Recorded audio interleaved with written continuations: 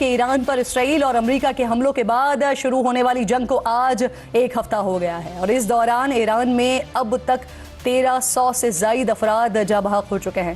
ایران نے بھی کلسٹر بم اور خیبر چکن میزائلز کے ساتھ اسرائیل پر بڑا حملہ کیا ہے، لیکن ساتھ ہی خلیجی ممالک پر بھی حملے جاری ہیں۔ کویت میں امریکی فوجی اڈوں، بحرین میں اسرائیلی سفارت خانے اور عراق میں امریکی آئل فیلڈ پر حملے کیے گئے ہیں۔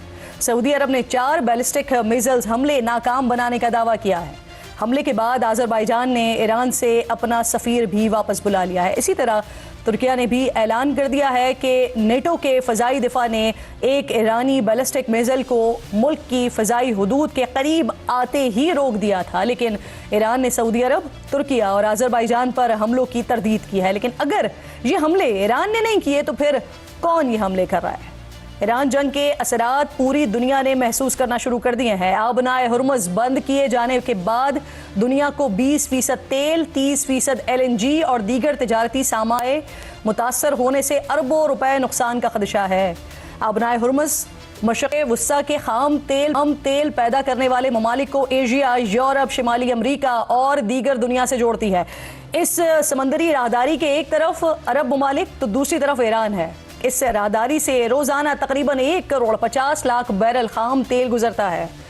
امریکہ کے توانائی کے ادارے انرجی انفارمیشن ایڈمنسٹریشن کے مطابق اس بحری راہداری سے ہر سال 600 ارب ڈالرز کا سامان گزرتا ہے۔ ایک ہفتہ پہلے شروع ہوئی اس جنگ کے بعد سے اب تک عالمی سطح پر تیل کی قیمت تقریباً 26% بڑھ چکی ہے۔